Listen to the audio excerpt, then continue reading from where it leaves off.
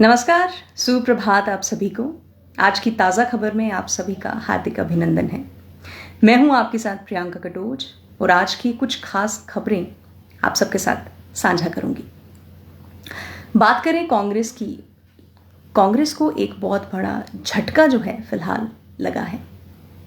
जिस हिसाब से अटकलें लगाई जा रही हैं और आने वाले समय में किस और बात के अंदेशे बनते हुए नजर आ रहे हैं, इससे पार्टी के जितने भी वरिष्ठ नेता हैं वे भी चिंतित हैं।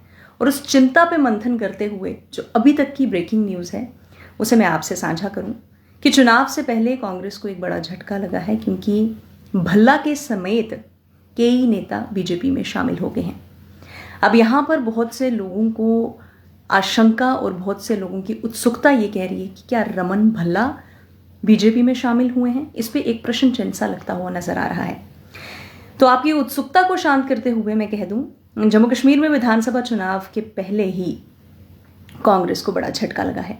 प्रदेश कांग्रेस के कार्यकारी अध्यक्ष रमन भल्ला के भाई विनोद भल्ला अपने समर्थकों के साथ भाजपा में शामिल हो गए हैं।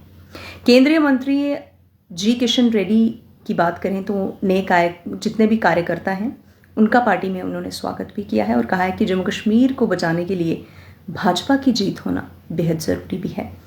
और जो अटकलें आने वाले वक्त में लग रही हैं, और आप सब लोगों से भी मेरा ये प्रश्न रहेगा कि क्या रमन भल्ला भी बीजेपी में शामिल होंगे, इस पर मैं एक प्रश्न चिन्ह लगाना चाहूँगी। और आप अपने जितने भी पॉलिटिकल एक्सपीरियंसेस आपने देखे हैं उसे कॉमेंट सेक्शन में लिखकर ज़रूर बता सकते हैं। आगे बढ़ते हैं तो जम्मू में भी एक तरफ अगर आतंकवाद से हम लोग लड़ रहे हैं तो दूसरी तरफ कुछ ऐसी विपदाएं हैं जिनका सामना भी हम जैसे आम लोगों को करना पड़ रहा है। और ऐसे में चोर जो हैं वो आपके घरों में आकर चोरी चकारी की वारदातों को अंजाम देते हैं। एक बुजुर्ग दंपति का गला रेंत कर हत्या कर दी है और पत्नी का जमीन पर और पति का बिस्तर पर शव पड़ा था। ऑटो चालक का भी फोन बंद था। अब ऐसी कुछ 3-4 अटकलें लगाई हैं। पूरी खबर पर आए तो पता चला है कि है जिनका गला रेंत कर नृशंस हत्या कर दी गई। दोनों के शव एक ही कमरे में मिले हैं। और बात करें कि जो भी उनके घर वाले जब उनके घर पहुंचे तो दरवाज़ा खुला मिला था। आशंका है कि हमलावर लूट के इरादे से घर में घुसे थे और इस पूरी वारदात को अंजाम दिया। माफ़ कीजिएगा, खराबी की वजह से फिलहाल नेटवर्क जो था वो स्टेबल नहीं है। चलिए वापस मुद्दे पर आएँ तो बातचीत करें। तो पूरा ये जो मामला था दोमाना क्षेत्र का था, जैसे मैंने आपको इससे अवगत करवाया। और एक बेटी जो थी उनकी लंदन में है, दूसरी हिमाचल में मेडिकल की पढ़ाई कर रही है। फ़ोन ना उठाने पर बेटी को भी शक हुआ तो उसने मामा जी को घर पर चेक करने के लिए भेज दिया।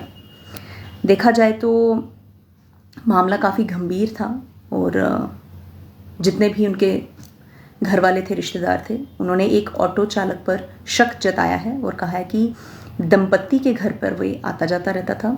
उससे अभी तक फिलहाल कोई संपर्क नहीं हो रहा है। पुलिस ने आसपास के लोगों से पूछताछ की है और मिले सबूतों के आधार पर इस पूरे मामले को आगे भी बढ़ाया है।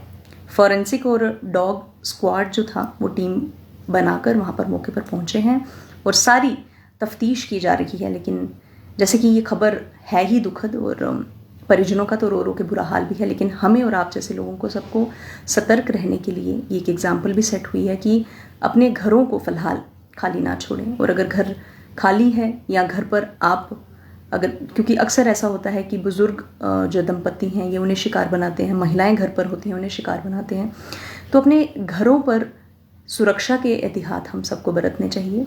जिन पर आपको संशय है, शक है, उनके लिए अपने घर के दरवाजे फ़िलहाल बंद ही रखें।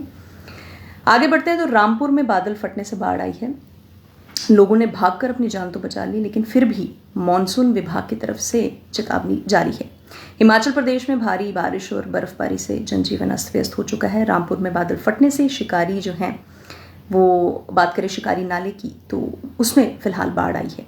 मौसम की मार से कई बीघा सेब की जो ज़मीन थी और जो फलों का नुकसान हुआ है, बगीचों का नुकसान हुआ है, उसकी तो क्या ही बात करें। राज्य में 38 ऐसी सड़कें थीं यातायात के लिए फिलहाल बंद हो चुकी हैं। 11 ट्रांसफार्मर खराब हो चुके हैं। विद्युत आपूर्ति बाधित रही है और 18 सितंबर तक फिर से मानसून जो है वो सक्रिय होता नजर आएगा, ऐसी अटकलें विभाग की तरफ से लगाई गई हैं। जो लोग भी नई गेमिंग जोन में जाने के लिए या नई गेम्स को एग्जीक्यूट करने के लिए काफ़ी ज़्यादा उत्सुक रहते हैं, उनके लिए न्यूली लॉन्च दमदार गेमिंग फ़ोन आ रहा है। और वे फ़ोन आज आपको सस्ता मिलेगा कि नहीं, उसकी पहली सेल से ही पता चल जाएगा। एक और नया गेमिंग फ़ोन खरीदने का विचार बना रहे हैं तो 15,000 रुपये तक के बजट में आपको रियलमी के newly launch gaming phone Realme Narzo 70 turbo 5G ले सकते हैं। रियलमी का ये फ़ोन मोटर स्पोर्ट्स डिज़ाइन से आता है। फ़ोन 3 कलर ऑप्शंस में आप खरीद सकते हैं और आज इस फ़ोन की पहली सेल जो है वो लाइव होने जा रही है। फिलहाल आज की ये जो ताज़ा खबर थी, इसे आप सबके समक्ष पहुंचाने का मैंने प्रयास किया। एक बार फिर से आप सबसे मुआफ़ी चाहूँगी तकनीकी खराबी की वजह से, जो आप लोगों को खबरें देखने में थोड़ी सी एक परेशानी हुई है। मैं कोशिश करूँगी कि आगे से वे ना हो। फिलहाल आज का आपको ये सेगमेंट कैसा लगा, मुझे कमेंट सेक्शन में लिखकर ज़रूर बताएं।